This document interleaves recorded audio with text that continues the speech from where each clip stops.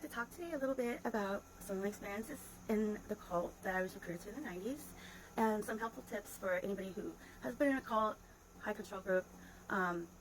This one's more Christian oriented, from the Christian cult, but there are cults like with different, they're not always Christian, yoga cults, whatever. I feel though this is more Christian faith based tips that they can be pretty universal and translate over to any other type of control trauma. And the first one is music. And I say that because when before I was recruited by the cult Xenos when I was a teenager in high school, I was Catholic. I was raised Catholic. I did all the catechism and all that stuff. And I believed in God, the God of the Bible. I still do, but this is universal, like I say, and I'm not like someone who evangelizes people. So this is about self-care, trauma, and ways I have found that have been helping me. And music is important. As I said, when I was, sorry, I'm nervous. But yeah, so I found that this cult that I was in, they did not like worship music. It's a cult of personality, and the personality is Dennis McCallum, and something is up his butt about praise and worship music where he thinks he's better than this other church called Vineyard, so he just never likes to have that. So I found that Christian music, worship music, especially like choir music, does not remind me of my experience there. And because I never heard music there, like worship music there. If I did, it was that terrible Christian music, or they just were too cool for that and they had some kind of grunge band that, it was a weird cult. Like I would say they're like Mennonites, but with artisanal beard tattoos, chain smoking, and yeah, it's like that. Like they just like this cool church. They're so cool. And they're not. They're horrible. They're very mean. They're very mean to their members, and they're mean to servers, and they're horrible for their horrible neighbors. Just go look on Reddit. They're just self-focused on only growing. They don't care about keeping people, just bringing more. It's like a game or something. They can never collect enough prizes. But they certainly don't care if they come back or stay. It's just sad for people like me and many others that associate God with rejection now, or things that God is not like Xenos. He's not. God is bigger than Xenos. And I know that the McCallum family thinks there's some kind of gift to Christianity. And they sell all these books. And God does not need them. Yeah, they're going to be surprised to find out someday. But, so I'm going to go on with the music thing. That's really important. And, because for 20 years that I was out, when I did leave, I was told I never accepted Christ by my best friend that had recruited me.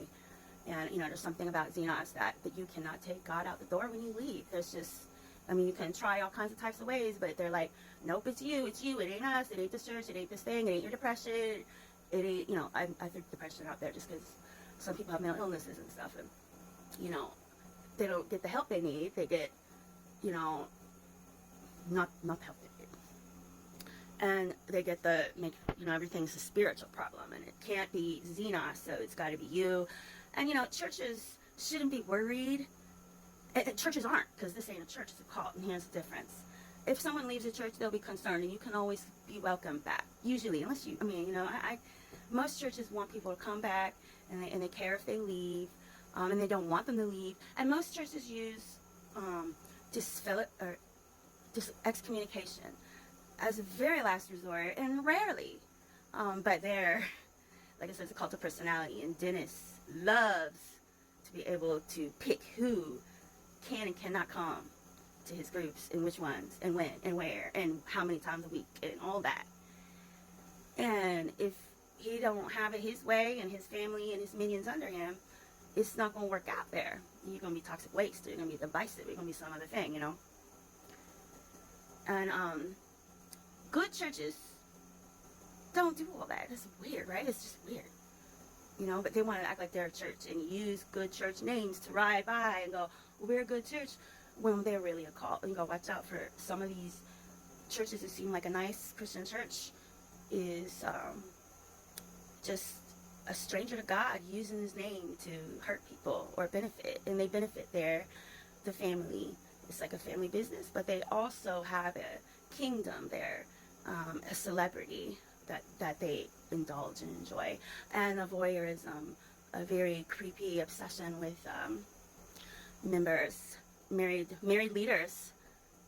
They know all of their bedroom information and update and ask for updates. So people don't have sexual privacy. So we leave there, kind of like when you watch the show Breaking Amish. We're a mess, these young folks. Like, I was a mess when I left, you know, and did like a lot of crazy stuff like they did in the Mennonites in the Amish when they went to New York or whatever. A lot of us go through that when we leave. And, you know, and for 20 years I thought that I was apostate. I believed I wasn't.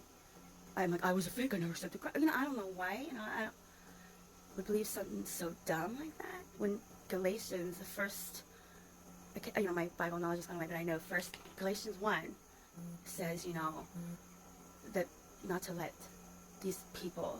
I wish I could remember it. Galatians 1 is good if you were in a cult, in a Christian cult, a Christian-based teen cult. But what I will say is, I'm gonna probably start this over and do it again because I really want to go into the what they told me as a young girl, when they did recruit me, was that my dad didn't go to heaven either. My dad had died when I was 10, and I was probably about 15 when they told me my dad wasn't in heaven.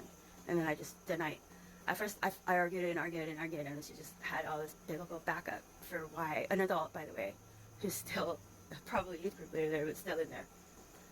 And she just made it very clear to me, and that my dad, I would never see him again because he never came to hear the gospel.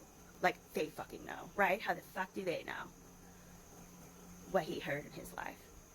But anyway, that's me at 46. Thinking, I wish I said that. I probably did say that. I was sharp as a whip. Sharp as a whip. Which was why I was always in trouble there. But anyway, now I can listen to music from before I started that cult. I listen to old music from who I was before any of that touched me, touched my brain and my heart and my mind, confused me. So I've been listening to old music from like the 80s, early 90s, before they got to me. And that's a tip. If you've been through something similar, go backwards and listen to. Stay away from current and remember the old.